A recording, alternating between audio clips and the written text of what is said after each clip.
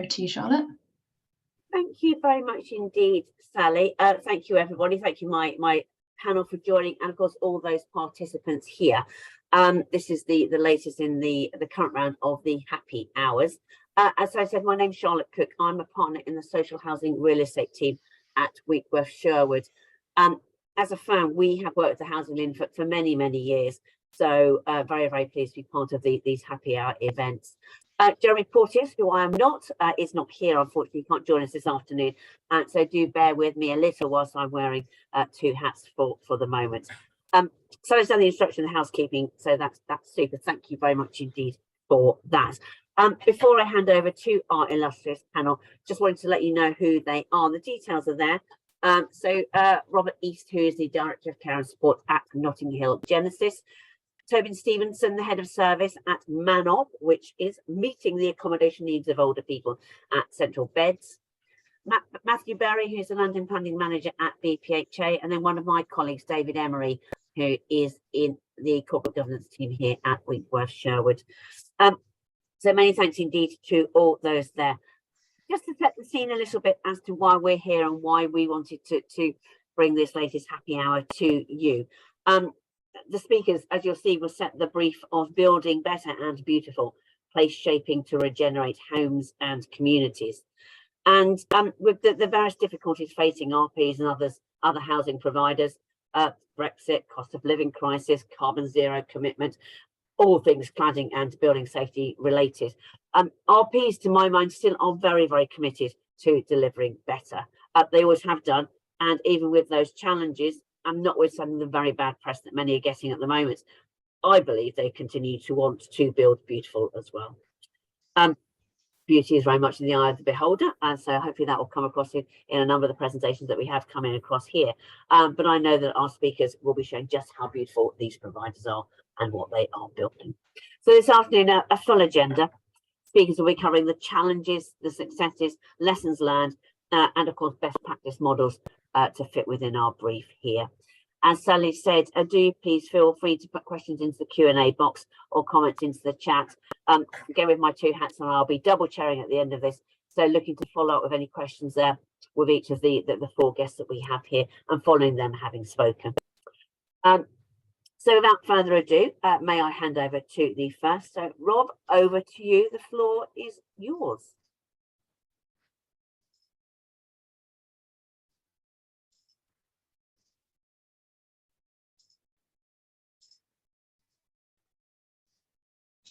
Okay, afternoon. Hopefully everyone can hear me. I'm Robert Easton, the Director of Supported and Temporary Housing here at Notting Hill Genesis. And I'm going to talk through the challenges actually of operating a specialist and supported housing business through the medium of weather slides for a change actually. Okay, look, I mean, I was thinking about, this golden age of specialist and supported housing, when the times were good and the sun shone and bees buzzed. There was like, everyone loved specialist and supported housing. There was endless development money.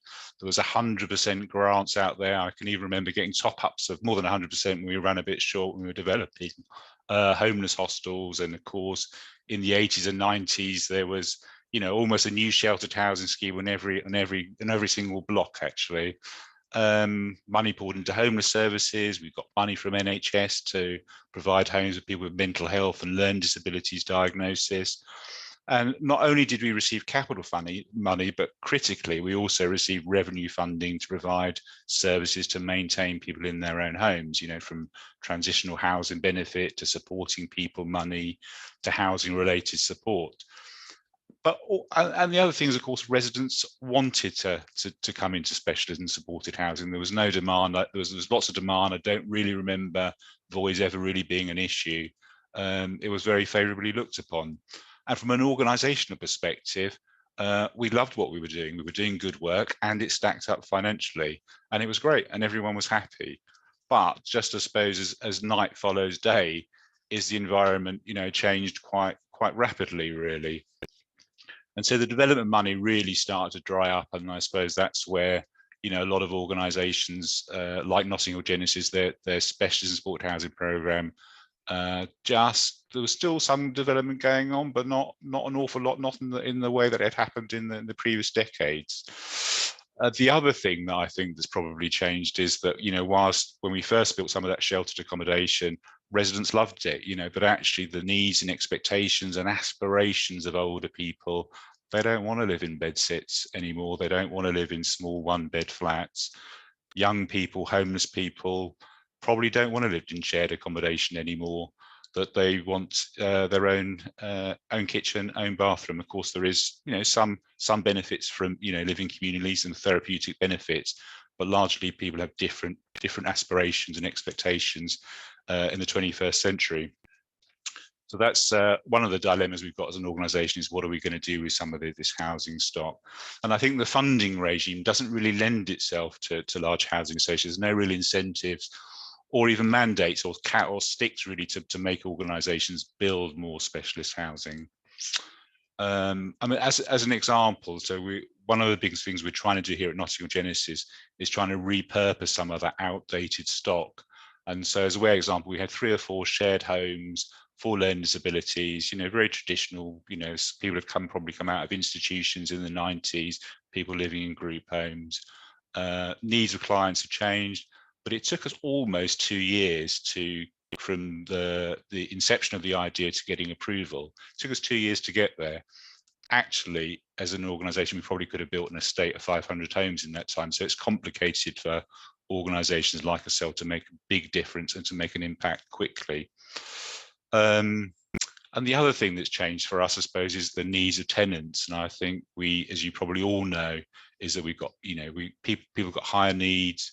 We've got an aging population, people got more complex illnesses, more complex disabilities, people with learning disabilities living longer, perhaps people with more chaotic lifestyles, drug and alcohol addiction, greater levels of social and economic deprivation. So those are things happening right now in the outside world. And I think they're really starting to play out, those factors at a board level and at an executive board level. So I think first, what I would say first of all is I think, organisations like Notting Hill Genesis definitely want to do the right thing. They want to provide housing services, high quality housing services to the right people. And I think there's several things that are happening here. So I think one of the things is that, we are looking at risk. And I think there's a big shift in boards at the moment, thinking about the risk that different tenure types and different resident groups pose to organisations. So as an example, Notting Hill Genesis had an extra care business until fairly recently. We had about 450 homes with about the same sort of number of clients, older people, ailing, older people, complex needs, frail. Very small part actually of the Notting Hill Genesis overall picture, and we were a very, very small player in the extra care market. And I think we had a few difficult situations, and I think we were starting to see quite increased regulation and scrutiny by the CQC. And I think fire regulations and all the other things that are happening out there. And that's really made us think actually whether we are the right organisation. Are we best placed to deliver those sort of services? And the other thing about risks to current clients is that where some of those support services had revenue contracts before, they're no longer there. Actually, we've got people living without adequate support and supervision, which is leading to increased ASB, rent arrears, evictions, complaints, reputational issues. And so organisations who are non-specialist organisations, where specialist supported housing forms a part of or a small part of a wider organisation, boards are asking that question about, are we the right provider? Are we holding the right risk financially, reputationally, etc.? The other bit really is about resources. I think, the housing regulators, is placing much higher demands on us to become more resident centric, more quality standards to meet. There's a regulations around fire safety, building standards, and whether there's a need, perhaps, do organisations need to prioritise their work? Can they be all things to all people? Can we deliver housing to not just support housing, but temporary housing, student lets, key workers? Do we need to focus on one or two things rather than the whole suite out there? So I think, the outcome from some of that is that organisations, as I said earlier, are deciding to shift some of their stock to transfer it out. I mean, we did make the decision to transfer our extra care business, and we handed it over to Housing 21, who, and I think, in our view, were probably best placed to do it. They are an exclusive extra care provider. They've got the expertise, they've got scale, and probably are in a better position to take it forward than perhaps we were. And I suppose the other bit is about thinking, so we've decided that, that we're not going to be an extra care provider, but at the same time, we're also looking about, how do we redefine the specialist and supported housing provision that we've got. We're still a substantial player, and we've got about, I think somewhere in the region, probably about 4,000 units still across the piece. So there's a bit, I suppose, just my last slide really is, it sounds all doom and gloom, but what I would say, I've been in the sector for 25 years now, and I feel optimistic and I feel hopeful for the future. I think supported housing, I think we are creative, we're innovative, we've ducked and dived with the punches over the years, and not only have we survived, but we've thrived as a sector. There probably is some natural inevitability that perhaps some of those high-end services, such as extra care, maybe high-end learning disabilities, probably will transfer to other organisations because there are better people who've got more expertise, have scale, and probably can deliver better than perhaps we can. I think the other thing that's changing, I think there's actually a lot of soul searching. I think the sector's been forced to rethink about who they are, what their purpose is. Some of that is through some quite high profile cases like the Grenfell, about the scandal in Birmingham, about specialist housing providers, the tragedy of our Ishaq. The regulators putting pressure on organisations to think and behave differently towards residents, about being more customer centric. So I think there is something about organisations thinking about their origins, their purpose, what are they there for? And I think actually having a specialist supported housing business is great, because actually one of the things that I'm proud of, and I think many people who work in this part of the business, is that actually we've always put the customer first and foremost. We've been perhaps more resident centric than other housing types. And I think organisations have a lot to learn from us. I think we're commercially run. We've been forced to. We're innovative and creative around different solutions. We can meet the challenges around funding cuts. So there's a lot to learn from us as a sector. And I think for us, I think there's something about going forward about really looking at the opportunities to modernise our stock, so that we can have something that's fit for the 21st century, something that people genuinely want to move in and live and enjoy in. I think we're going to end up reviewing some of our stock, and I think there will be times when we won't be able to invest in it. We can't modernise it, and I think we might look to transfer some of that stock out going forward. I think we want to have a greater role in working more strategically with local authorities, with grant-making bodies, probably some further lobbying around policy and grants.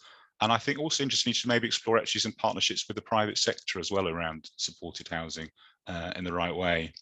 So I just sort of finish up on, that I think our predecessors and the people who formed the organisations like ourselves, they were unafraid and they were unapologetic about the need to provide housing solutions to society's most vulnerable in often, challenging economic climates. And they were focused on that purpose and helping and supporting. And I think, if we, the likes of Notting Hill Genesis don't, who will? And I think, we can collectively rise to the challenge and provide great quality services and housing for the 21st century. So thank you for listening. I'm going to hand over to Tobin now, who's from Central Bedfordshire Council. Thank you for that. But really, lots of brave comments, I think, there, Rob. Really interesting as to challenges faced and how best to go with it. Just while Tobin's slides are coming through, and before we hand over there, yeah, very interesting. Anybody wants to put any questions into the Q&A, please do so. But now handing over to Tobin. Are you ready? Perfect. Very good question. Can you see my slides okay there? Yeah, got your notes alongside. How's that? Better? There you go. Yeah.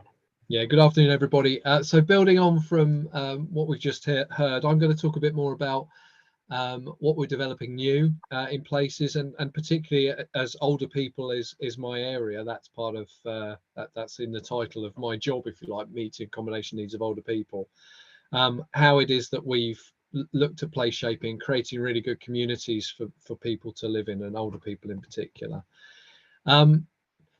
place shaping often within a local authority is the purview of planners and their chums. But what I want to talk about is how we as an adult social care department have kind of grasped the opportunity to kind of kick the door in and say we want to be part of the conversations that are being had when we're thinking about place shaping.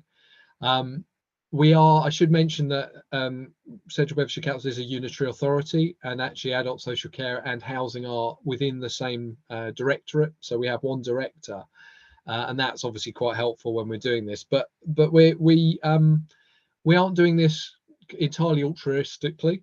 It enables us to get upstream of demand and create and do it in a creative, positive way. As I say there, we want to be able to place shape, recognizing that there's an increase in older people, and that the architecture can support people to live in their own homes for longer and avoid residential care, which is a big expense for us as a local authority. We didn't just pitch straight into this. We commissioned some research and delivered a report as a local authority. So we did some work around the demographic changes that we were experiencing, but also we through this report commissioned an organisation to question people about their housing choices, and a lot of that information is contained within that report. There's a link at the bottom of this slide, Charlotte, so happy to let people have that, but that's found on our website, the Central Bedfordshire Council website.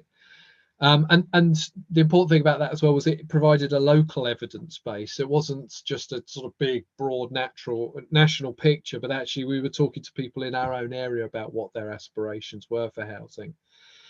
And using that information, we created this market position statement based on that evidence. It gave a clear statement of our requirements in Central Bedfordshire. It articulated our own commitment as a local authority, as a housing provider, and that included the delivery of 6 independent living schemes. We call them independent living extra care, as it's known to everybody else. And again, the link to that market position statement is on this slide and can be shared. The link itself will take you to a market position statement that's ran from 2016 to 2020. I apologise for the fact that we are behind. It was a COVID issue, so a new market position statement is being launched in the next few weeks to cover that off. And we think about this in terms of what we can do directly and what we can't do, because we can't do it all. We shouldn't try to do it all as a local authority. We need partners, developers, to take on board the research that we create and the knowledge that we provide and the market position statement information. Having had a conversation just yesterday with somebody who effectively wanted just that sort of information to understand the acquisition of a site and the potential delivery of housing for people with needs. So we recognise that we don't do it all, but directly we can do some things, and we have this evidence to support the market for 6 affordable rent and shared ownership independent living schemes. In addition, we needed to replace 7 outdated care homes and needed more short stay accommodation for respite and reablement. I mentioned that as a bit of an aside because it's not exactly where we are. Because you'll see from what we're developing at the moment that's an element that we're picking up as we go as well, and we focus our energy on delivering directly these types of schemes. So on screen there are the first 4 of those independent living schemes delivered. Again, 2 on the right hand side delivered by partners in the area, Inclusion Housing, run Greenfields in Leighton Buzzard. Chamomile Gardens, which is literally just opened in Biggleswade, is delivered by Grand Union Housing Group. Priory House in Dunstable, top left, it was our first independent living scheme as a council, opened by the Queen in a big shindig, and it's been very popular independent living scheme in Dunstable, and that's been followed then by All Saints View in Houghton Regis. Phase 1 is delivered. That's what you're looking at there. There's a second phase that will be 168 apartments for people when it's completed, with all the other elements included. At the bottom, name to be decided. This is the former leisure centre site. You can see the sign for the current leisure centre in the foreground, the former leisure centre site in Flitwick. And we're currently on site, as you can see, bottom right hand corner there, constructing this new independent living scheme, the latest, the 5th of our 6 schemes that we're delivering. And every time we build a scheme, we learn something about how to improve for the next one. And we also start to add priorities and incorporate those. And for example, quality is revisited as part of that. So the scheme, I'm going to show you a little bit of video for the latest scheme in just a second, but it includes sort of inside outside design, bringing the outside in to people who aren't able to necessarily get out and about very readily, bearing in mind that actually what you'll see is part care home, part short breaks, and a number of independent living apartments. We've designed private and public garden spaces using the levels on what's quite a tight site as well, to again create a really nice place to live, not just a concrete jungle. We're building to passive house standards. The one I'm about to show you is expected to be the largest passive house building in this country. And we've also added a community development work stream, because while we're focused very much on the architecture supporting a great place to live, we recognise very much that the community development aspect of that is really important in making it work, and especially as it's a site that's not just independent living, but is a shared environment. One of the things that we took into this was previous independent living, where it was simply independent living with a food offer, hairdressers, the usual things that you would expect. It became quite defended by the people who lived there, and so actually delivering those aspects of this scheme, we're doing it in a more public way, so into a kind of public space, not behind the independent living door. So can I just stop that for a second and see if I can grab this video? Let me know if you can see that.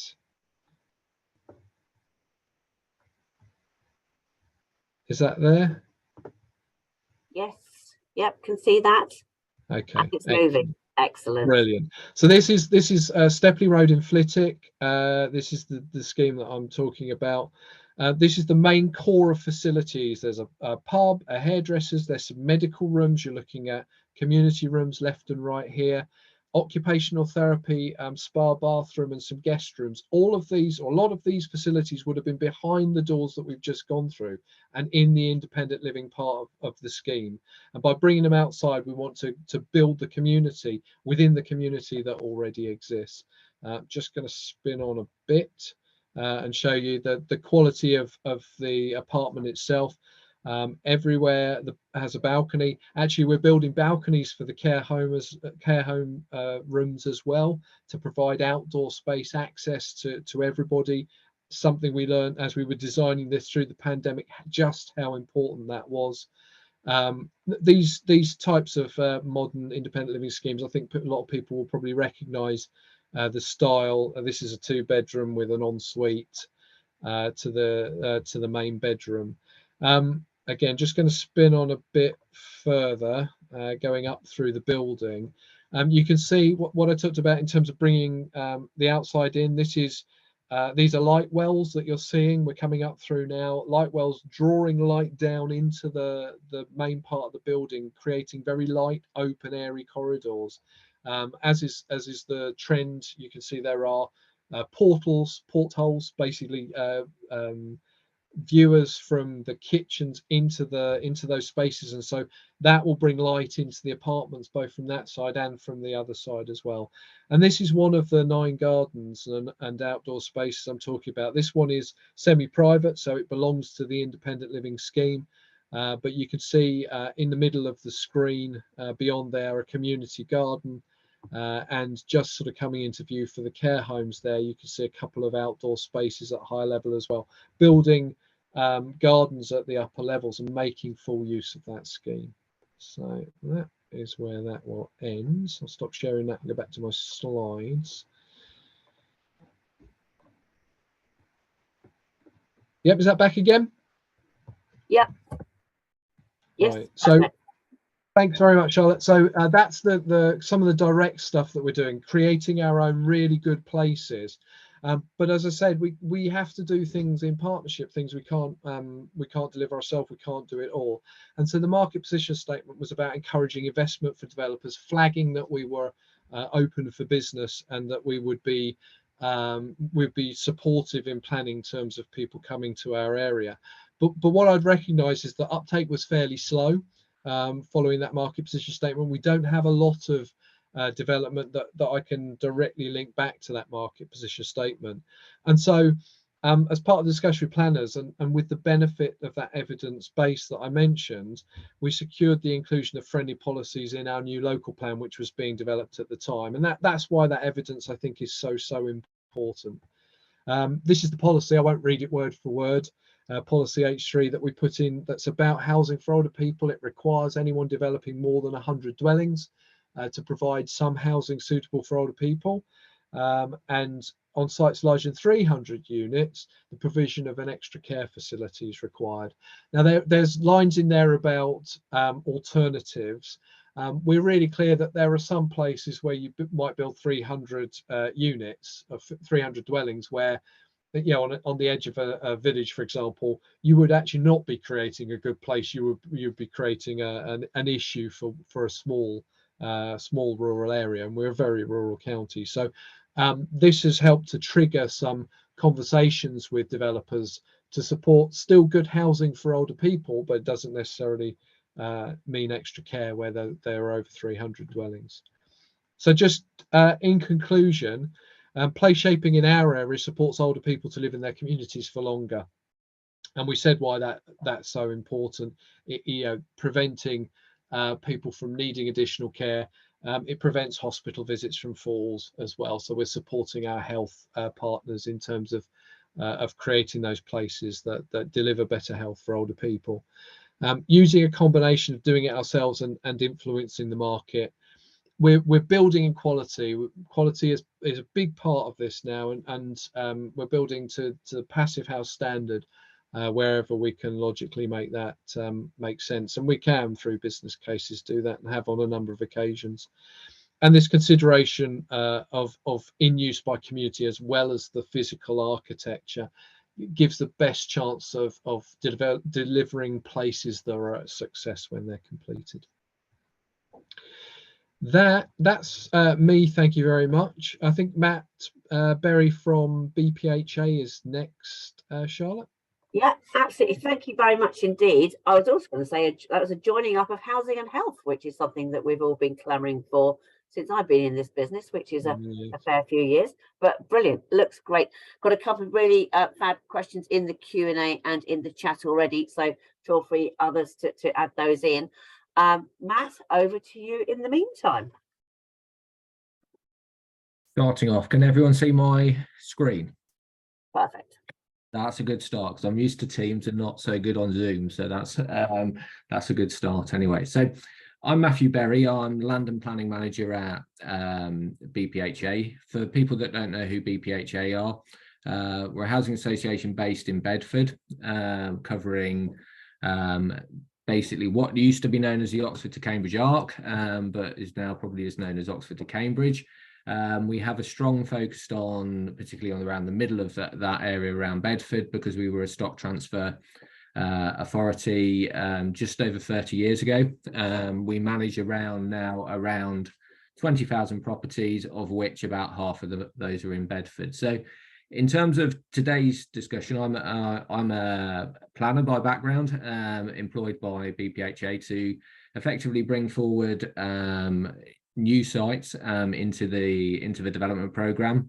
And I suppose the question we're discussing this afternoon is, what is beauty? I think in terms of it's a word that's definitely come into planning within the last couple of years. It's come through obviously reports that the governments have commissioned in terms of that. But what it's never been is I don't feel it's really been well defined. And so what we have taken is what is beauty is design quality. So it's looking at how we can improve design quality in our developments that we're bringing forward. And so what we've challenged ourselves with is, how can we build homes to a higher environmental standard than we have previously? How do we address biodiversity net gain from a design quality point of view, but also in terms of the Environment Act and the requirements that we have to address that through, obviously, in the future when we're purchasing sites, is actually how do we assess biodiversity net gain and the positive benefit that it can bring to schemes. But also there's a financial aspect to that, because if you get it wrong, it's going to cost you a lot of money going forward. And also, how do we use design codes to deliver better design places? Obviously, design codes have been around for at least 20 years in terms of on strategic sites, and it's looking at taking the benefits of those, but also what do we need in terms of going forward in terms of flexibility to look at some of the issues around higher environmental standards and biodiversity net gain in terms of flexibility. So I'll touch upon some of that within today's presentation. In terms of improving environmental performance, I think it's important that there is a strong corporate commitment.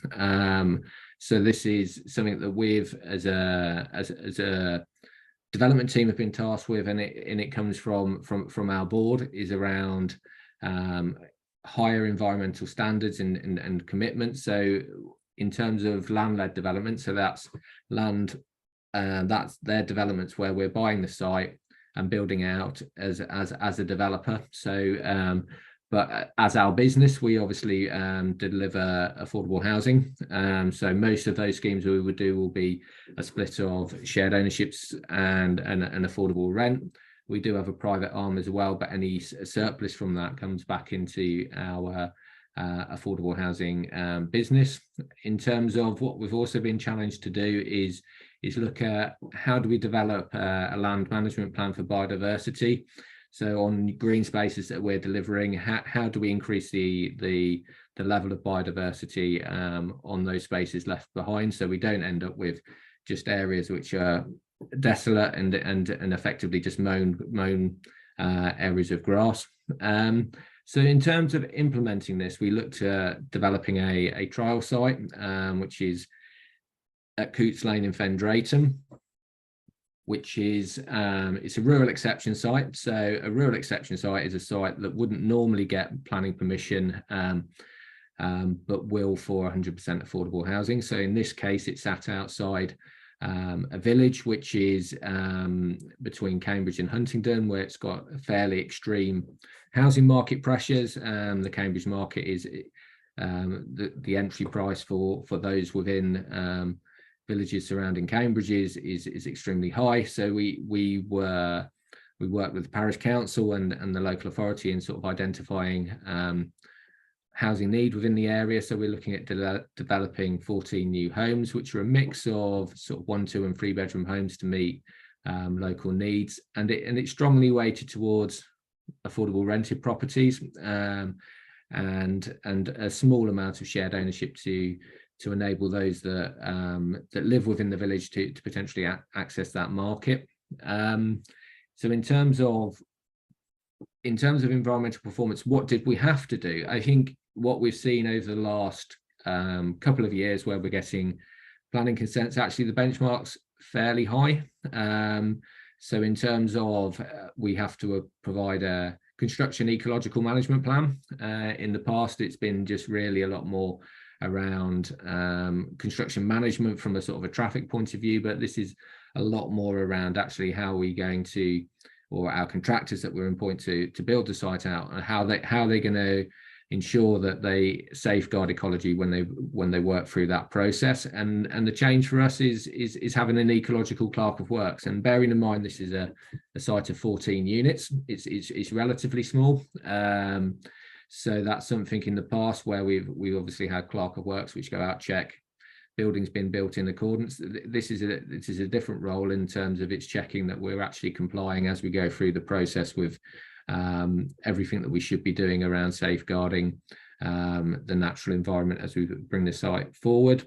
We have to prepare a scheme of biodiversity enhancement, And we also have to reduce carbon emissions through on-site renewable energies. And they were all attached as conditions to the planning consent, which we got in April 2021. So since that time, we introduced our environmental strategy, which obviously increased our objectives. So this is what we're looking to do. So this is over and above what we have to do in terms of statutory delivery. We were looking to deliver improved environmental standards through delivering the properties on the scheme at SAP A, and SAP A being the highest rating that you can get from environmental performance. What we're seeing now under the new building regs is a site that or a scheme that just meets building regs is probably performing around SAP C. And so it's effectively, if you're delivering SAP A under the new building regs, it's pretty close to what net zero is. And so what we're expecting to maybe the future home standard be in a couple of years' time. What we're also keen to do is understand how our customers will use technology. We've changed our specifications, so we've introduced things such as air source heat pumps, and obviously fabric improvements, and it's ensuring that any technologies that we put into buildings are easy to use. And also we were interested in, although we don't have to do it from a planning perspective, is actually what does biodiversity net gain look like in terms of the Environment Act, which is coming in from November this year, and also local aspirations. So in terms of the Greater Cambridge local plan, they're looking at up to 20% biodiversity net gain in terms of their consultations on the local plan. So actually, what does that mean to us, and what we would do to deliver those objectives for the local authority? So in terms of energy performance, we've worked with contractors to look at the options for delivering SAP A rated development. So we've just gone out to tender, or just before Christmas, we went to tender for a building contractor, and we were asking for them to provide two prices, one of them being hitting building regulations and the other being hitting SAP A. And actually the methodology for doing the two, and we obviously went to tender to more than one contractors, and everyone comes back with a slightly different approach in terms of, but they were all consistent around improving the fabric of the building is in terms of hitting in terms of hitting SAP A. What tends to change is the level of photovoltaic panels that is needed to get to SAP A. So you have less of a tile on the roof and more around photovoltaic panels, and what we've been looking at is actually what is the best way of providing those, is that in roof, and obviously looking at things such as the ongoing maintenance of those panels going forward. We've changed our specification to not rely on gas, so all our schemes going forward have air source heat pumps in.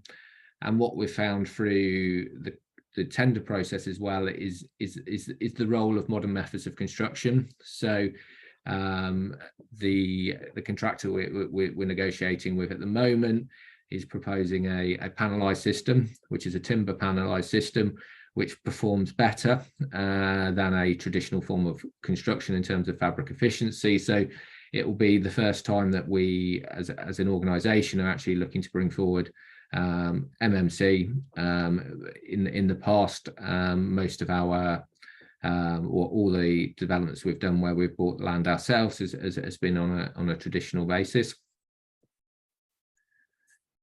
In terms of biodiversity net gain, we've increased our understanding of how basically we can get to the 10% net gain and the 20% net gain that's set out in the Cambridge local plan, and we've done this through effectively scoring the site against what's called the DEFRA metric, which is the metric that is being used to measure biodiversity. So you measure the site as it is in its current form, and actually where you have to be at the end is an increase of biodiversity across the site. So we've employed consultants to assist us in that, and we've had an interesting dialogue around actually changing landscape design, changing planting, and going for more native species to effectively increase that score. Looked at things like, in terms of areas which could be grassed as public open spaces, actually the form of seeded mix that you put there. Do you go for a more wildflower meadow mix, which does bring forward some challenges around how do you maintain that going forward, because it's a different regime. And we've looked at things such as there's a community orchard in there, and so it's a type of trees, but also what we're doing for wildlife. In this site, it's next to an RSPB nature reserve, so we've looked at integrated bat and bird boxes, and also hedgehog connectivity measures. In terms of design codes, we've looked at, or we're used to working within design codes. So on strategic sites, we see them as important in terms of ensuring that there's design quality, because it raises the bar for everyone across the site. And one example of that is north of Houghton Regis. We're on a site called Linmere, which is for 5,000 units. We've acquired 2 parcels on that site and bringing those forward through the planning process. But what that area-wide design code gives us is a guide of what we're expected to deliver and what the local authority are expecting in terms of palette of materials, but it means that everyone is pushed up to deliver high quality developments. In terms of challenges with that is how does it respond, given it will take probably 20 years to build out? How do you respond to new building methods? So what we're seeing through things like modular construction is actually it's not a traditional form of construction with the range of brick choices or material choices that you necessarily have with a traditional form of construction. How do you respond to new technologies around air source heat pumps in terms of how they look visually? And actually what we've actually found over the last couple of years, and this is bearing in mind the site's only been going probably 5 years, is actually the climate is changing, and what we're finding is plants that were in the design code planting palette are actually dying on site at the moment, but particularly last year where there was obviously large periods of drought. So we've actually changed our planting mix that we're going to be using going forward. So it's my last slide in terms of summing up. So in terms of lessons we've learned, I think we've learned over the last couple of years what changes are required to deliver HAPPI properties. It's broadly a fabric first approach. We're using photovoltaics with battery storage alongside air source heat pumps, and we also understand a little bit more around the cost, and that's an interesting dynamic in terms of we're generally seeing going from building regs up to HAPPI is around £11,000 per unit.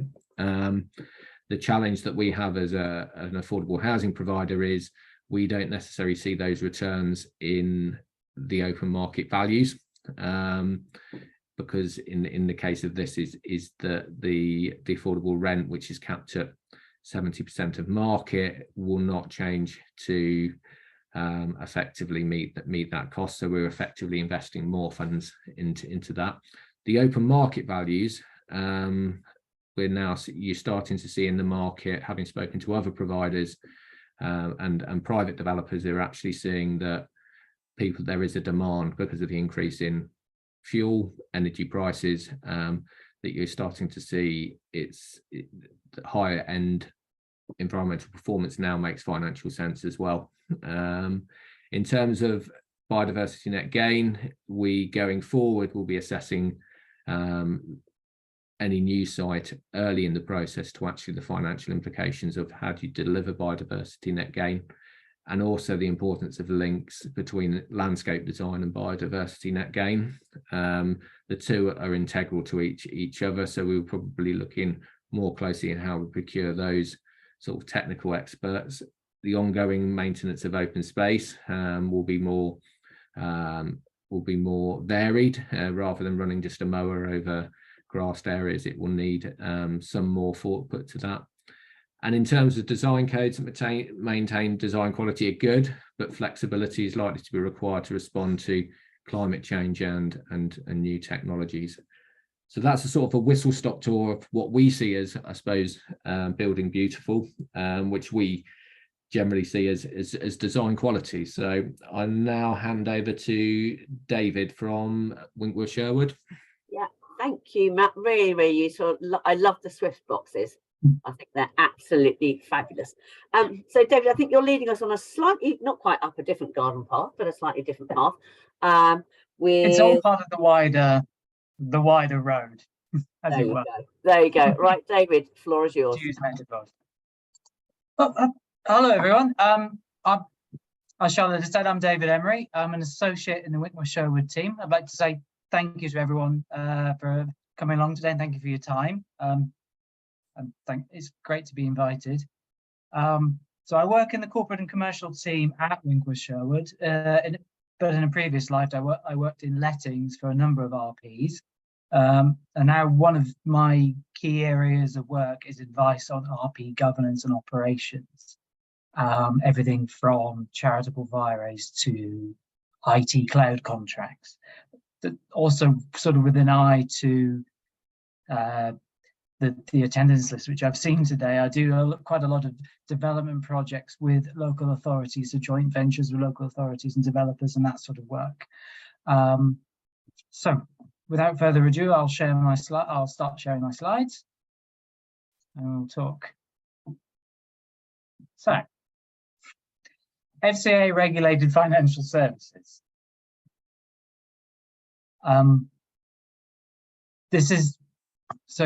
This might be a bit of a, not a bit of a shock, but a bit of a surprise. Why is he talking about FCA regulated financial services? And it's because it is such an important area, and it's a very sort of exciting and dynamic area that's that covers so many different areas and can affect our daily operations. And what do I mean by regulated financial services? I'm not going to explain it and talk about it in a great amount of detail, but when we think of the FCA, I'm sure a lot of you think about the FCA as being the people you file your annual report to. You have to provide certain things if you need to change your board members, or if you need to change your rules, or that sort of thing. They're the people you file to. But it's not those. It's the FCA you see in the news. It's the FCA who apparently do dawn raids and tell off people who sell dodgy Bitcoin and all that sort of thing. So yes, still, what's that got to do with me? Why is he bringing up regulated financial services just before 5 o'clock at the end of a talk? It's because it is such a wide-ranging area of operation, and it's because it is easy to stumble onto. And I think that's particularly true. Stumble into, in fact. I think that's particularly true of registered providers. As Charlotte said right at the beginning of today, and has been emphasised by our other speakers today, RPs are often at the cutting edge. They're being pushed to do more, and sometimes that means that when they think about this in terms of the context of providing support to tenants, they may end up advertently or inadvertently providing financial services to tenants. And so in actuality, in practice, I do come across this very often, and I think very often it's something that needs to be borne in mind. And what I mean by that is that it may be something in the context of, say, a regeneration scheme. It may be in the context of supported housing. It may be in the context of daily operations and rent collection and service charge management. So it can be in all those areas. And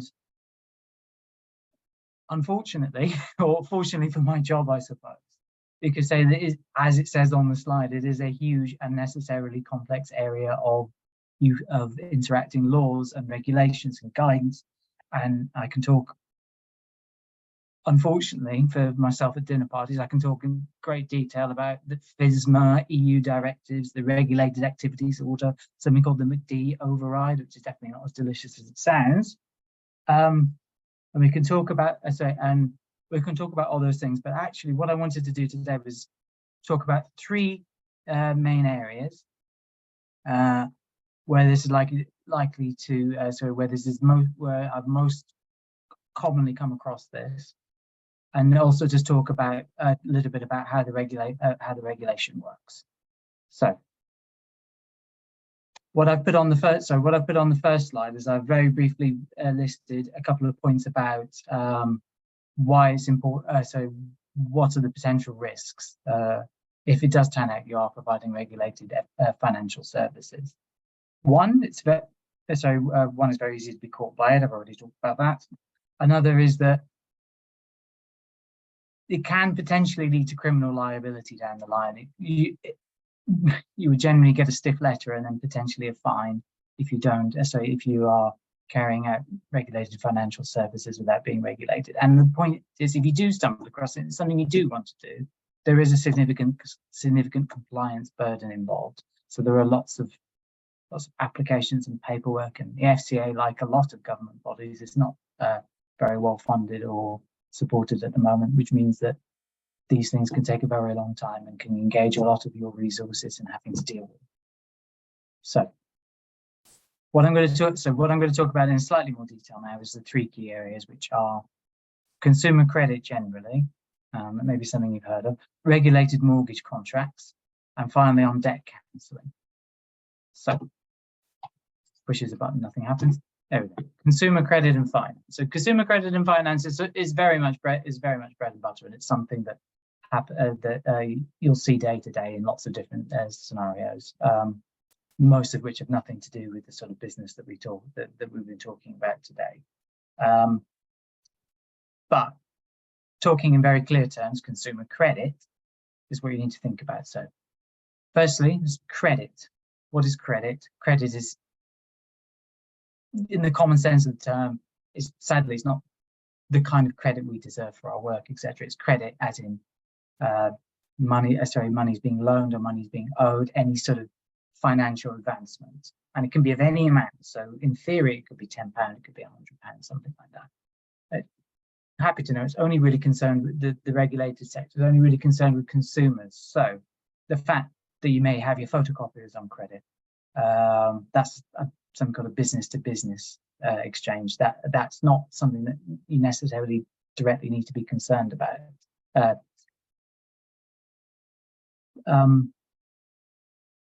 So how might this come up in sort of the context of the work that the RPs and others do? I suppose one of the key things is anything where there's money advanced and there's some sort of repayment mechanism involved. So you could talk about long-term repayment plans for arrears, or actually in the context of supported and other housing, one thing that I've tended to come across is things like hire agreements. So things like hire purchase is something that could potentially be regulated. So do you provide any adaptations, any sort of alarms, any sort of other special equipment on hire purchase terms? That you may have to start considering whether those may be regulated financial services. And similarly, I'm talking a lot about decarbonising and the agendas for that. A lot of the equipment for that, say EV charging points. So working for private clients, I've worked for quite a lot of, and this is actually a problem with the market, isn't it? There are lots of different companies setting up EV charging points and lots of them installing for people. And often those will be on payment plans. Those will technically be hire purchase agreements. So anything like that, where you're advancing credit for something, is something you need to consider.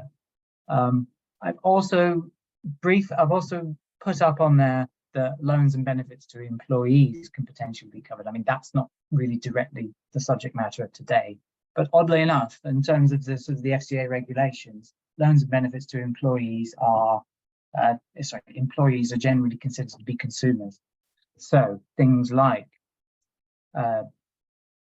hardship funds, which are credit, which have to be repaid, sort of financing other loans which can go to employees can be caught by this and be considered to be regulated financial services. But some of the key exception areas mean that you can avoid, this is often avoided. And this is actually, think about, if any of you provide season ticket loans, there's probably possibly something that says in there that you have to repay the season ticket over 10 months. And the reason for that is because if the credit you advance is interest-free, has no more than 12 payment installments, and is for a term of less than 12 months, generally it's not considered to be a regulated financial service.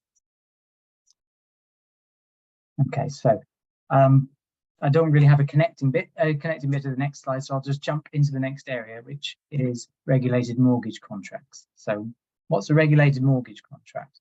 Regulated mortgage contract, the best way to think about it is it's a mortgage to a consumer. So there's a lot of things which are accepted. So if you know, quite often in terms of development, you might have a development mortgage with, so you might have a development mortgage with a developer. You might have, in the marketplace, you'll see buy-to-let mortgages. Technically, they're not regulated mortgage contracts. It's generally a loan to an individual secured over a dwelling house. And that's broad enough by itself, why one would argue. And there are lots of, and as you might imagine, there are lots of rules tied with that. And that's why when we have our own mortgage applications, we get this big pack of paper from the bank, and at the front there's this nice, neat summary sheet, and this is all set out in the FCA requirements. But I think this is kind of an interesting one, and actually I find that this tends to come up fairly often in the context of regeneration. This is something where I've given advice to RPs on, because if you think about it, in the context of regeneration, you might be moving people in, you might be, I'm told that the word decant is sort of not popular anymore.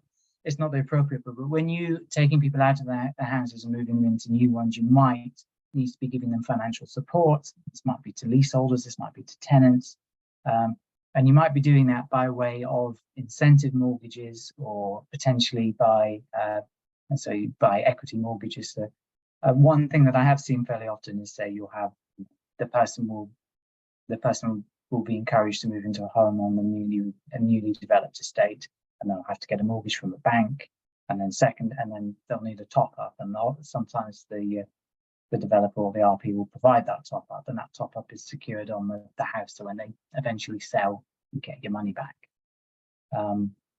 That's something that can potentially be a regulated financial service.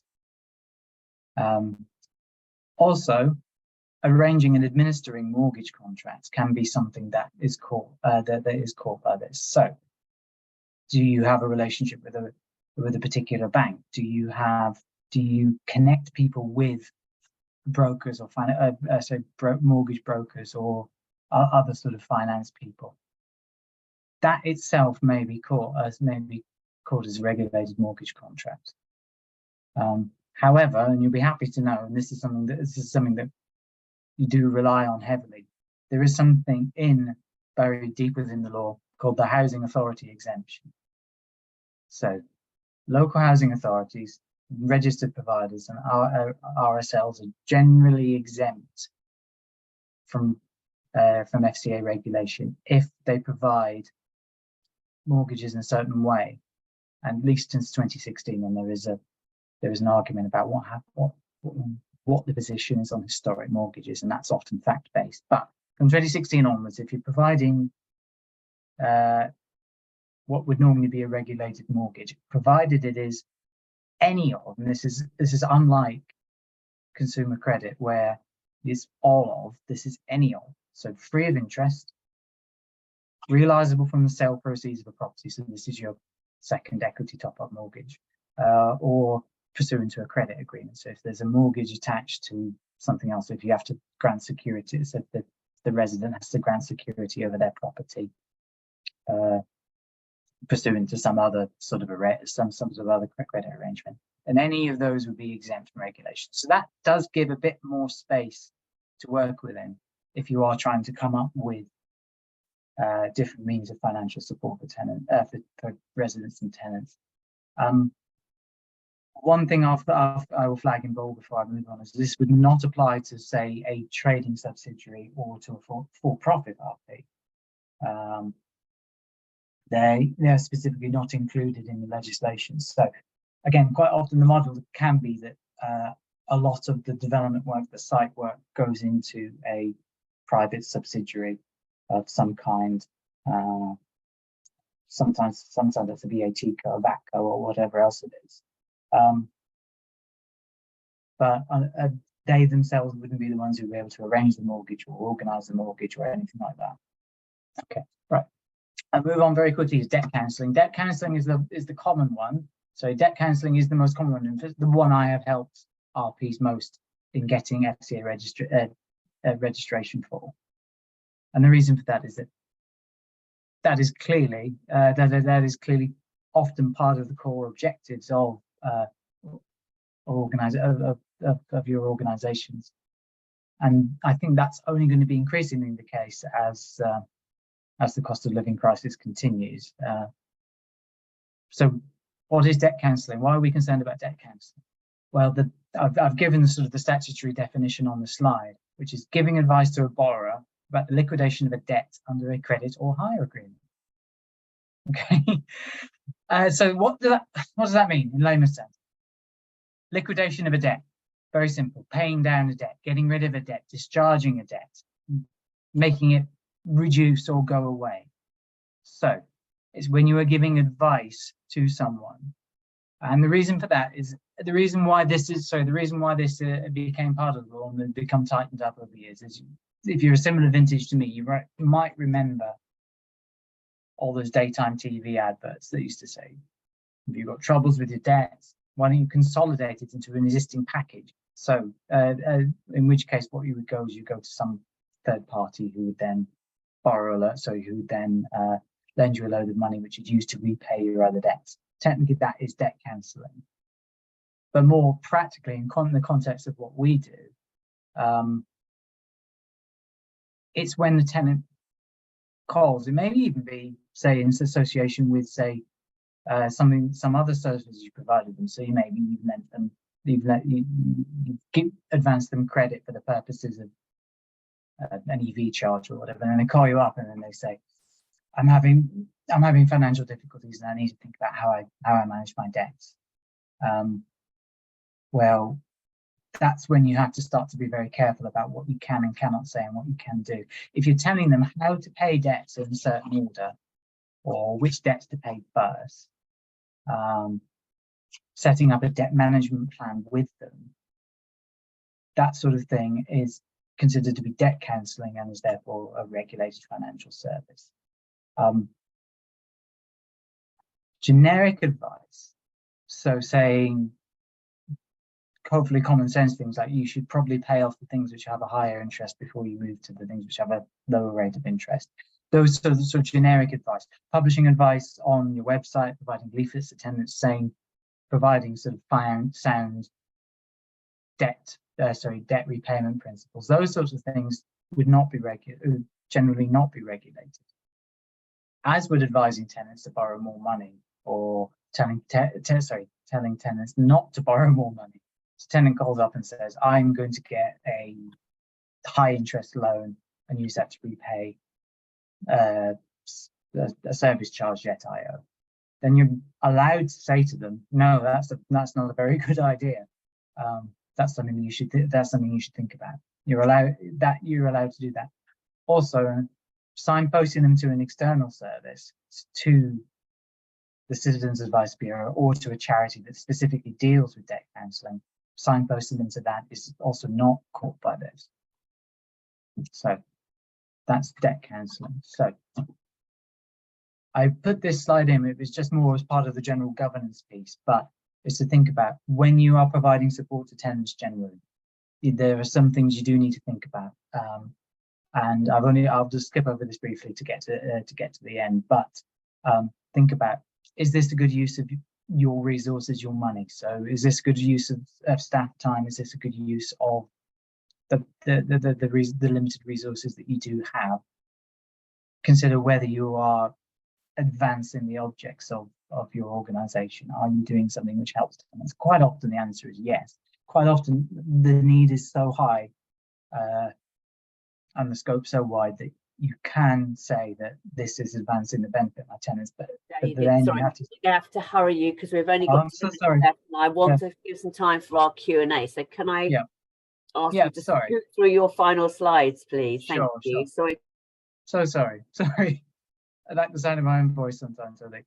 Okay, and the other point to check was whether, as there's also on the slide there, is whether tenant consents, whether you need any consents from your lenders to advance credit, because that's often something that's hidden in there. Okay, so the upshot of today's presentation was very simply to say that I'm in 10 minutes or however long I've gone on for. We can't go into this in granular detail. It's just to say these are areas you should possibly be aware of and know about, so that you can make effective decisions on when you provide, on how you provide financial support, how you drive through regeneration. And it's just to put that seed there and to say that that's something to consider and to think about. And so thank you for letting me overrun my time, and thank you everyone.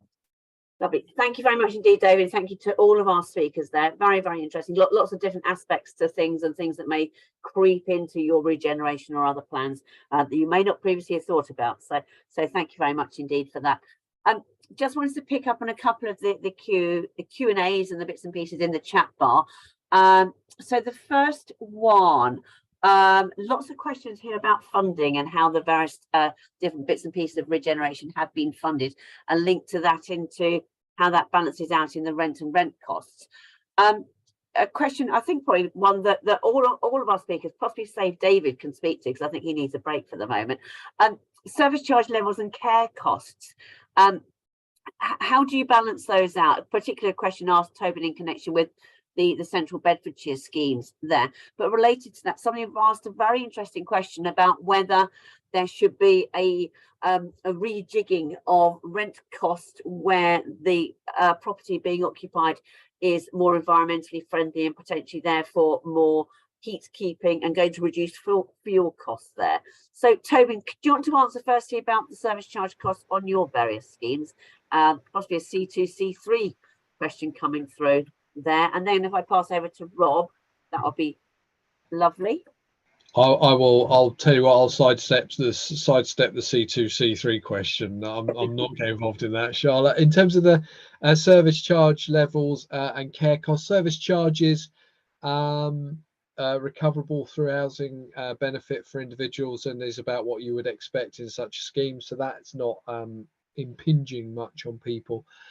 We originally levied a £1 care charge, and that got nowhere near covering the care costs of the schemes, but it was really more about the relationship between housing and social care that was reflecting. Recently we have upped that to £17 per week. It makes more of a dent in it, but it still doesn't cover the cost.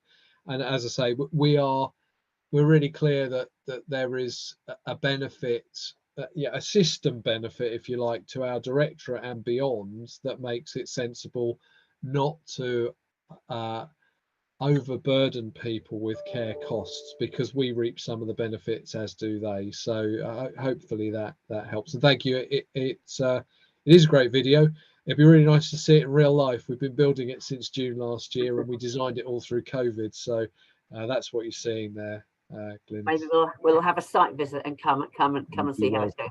Yeah, Rob, what about service charges and care costs on the schemes that you've previously been involved in? So what we used to do, I mean, as you say, we've exited a little while ago, is that most of our contracts were core and flexi contracts. So effectively, they just paid for the hours of care that people required. But there's obviously that, I suppose people call it a well-being service or a well-being charge, where they might need extra care outside of their commissioned hours.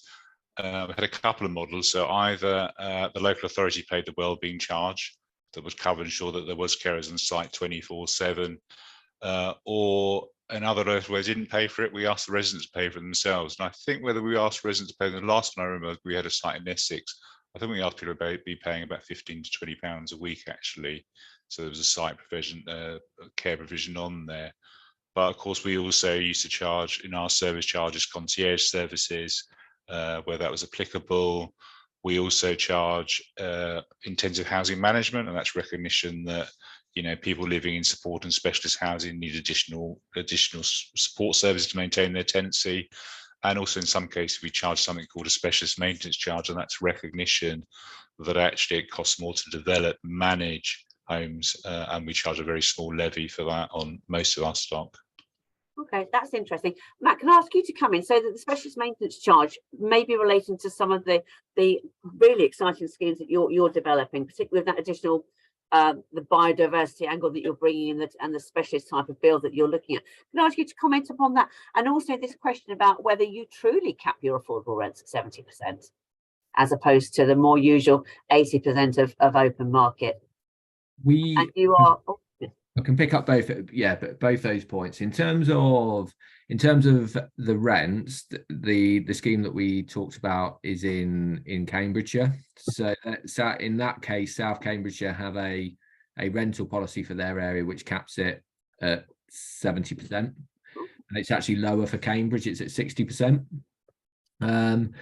In terms of, I suppose, the question around reflecting rents in relation to the fact that they're more fuel efficient, I think it will come through in the RICS valuation, probably, in terms of you might expect to get a slightly higher valuation on those properties which are higher quality. And this is where always the challenge is in terms of competing in the market, and also rents and tenancies being sustainable. So we actually choose to cap all our rents at LHA. So there's a break effectively in there in terms of charging higher rents. So that's probably the comment that I made around what we see with the higher build costs. We don't recover all those costs. So what we're having discussions with at the moment with funding providers, so HousingLIN, is whether they in terms of their wider remit, it's obviously we're looking at things like modern methods of construction, we're looking at higher environmental performance, and it's whether we can secure higher levels of grant on those types of properties.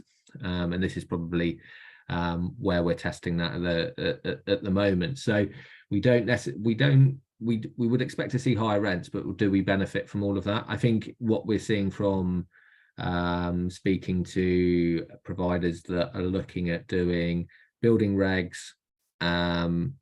those that are hitting HAPPI, and also those that are delivering properties which are zero bills, and selling them as shared ownership, they are actually seeing them recovering more from the sale than they are from the actual extra over on in terms of the additional build cost. So it's which is really good news, because it's I suppose it's unintended consequences that no one wants to see higher energy bills.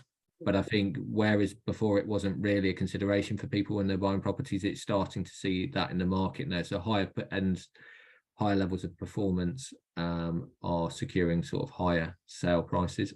Yeah, interesting to see what the drivers are for encouraging people into different types of property. I think, David, this is one of the things that coming out of the parts of this that you were speaking to. So those the drivers or the offers that you make to residents potentially to take up a property. So a question particularly for you about whether white goods, when white goods are gifted, which I know many RPs and developers will do when offering new properties for sale.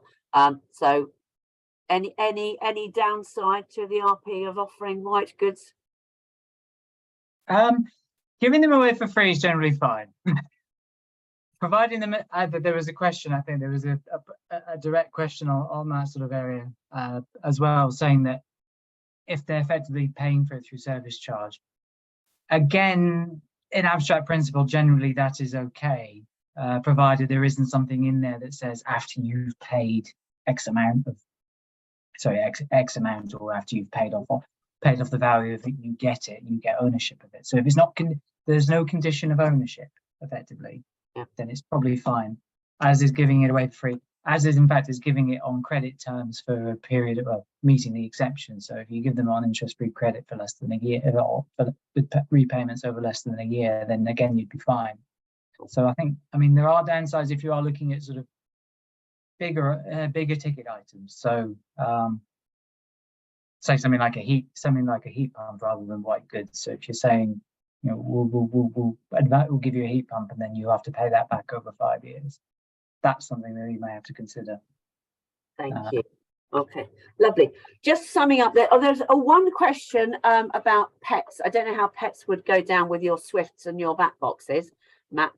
But have people been involving pets policies throughout occupation? I know that we've been finding, particularly on new developments with private sector developers, that they are very concerned to have pets in there. I think it goes down to perceived concerns regarding people's, I like to think, over their ability to look after them. But is this something that's been you've seen changing over time, Matt, Rob, or Tobin?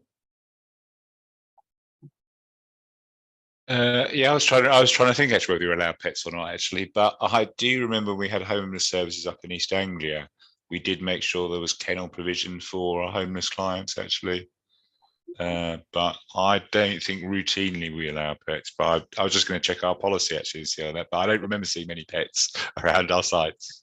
I know St Mungo's have lots of adverts, I keep seeing on various social media bits and pieces about how they welcome pets. So interesting. Obviously, lots of health benefits from having animals, but obviously challenges as well, I'm sure. Just checking if there are any other questions in the Q&A. I think not, but thank you everybody for all your contributions. Really, really interesting. The points that I picked up from this, and just to wrap up in the last couple of moments, is there's lots of questions, and I think there's generally a pressure upon RPs to ask whether you can do everything. The question whether much you should be doing everything. And Tobin, so I think Tobin, yours came out that you try not to do everything, that you are sort of seeing and acknowledging where your limits lie and what you can and cannot do. Love to see all the joint working that's going on here, particularly with the progressive schemes that are being moved on here. And Matt, the links to the biodiversity and the environmental impacts of all of these bits and pieces. Interesting to see how these things pan out. I also liked, particularly Matt, from what you were saying about the influence that you have in bringing on your design protocols on others living and occupying round and about the schemes that you're involved in. Super, wonderful. Any final comments for any of my speakers? Short and sweet, I would ask, because I need a cup of tea, even if you lot don't. If not, it only serves me to say thank you very much indeed for everybody joining here. Thank you, Sally, also from the HousingLIN. There will be another one of these sessions next week. And I think you've managed to get Lord Best on the agenda there. So well done. That will be a bit of kudos to you there. So yes, please do sign up to further HousingLINs, those people interested. Sally, anything further from you to wrap up, or is that us done? Yeah, thank you, Charlotte. I think that's everything from us today. Perfect. Well, without further ado, thank you very much indeed, everybody. Enjoy the rest of your first working Tuesday this week. Thank you. Bye bye. Cheers.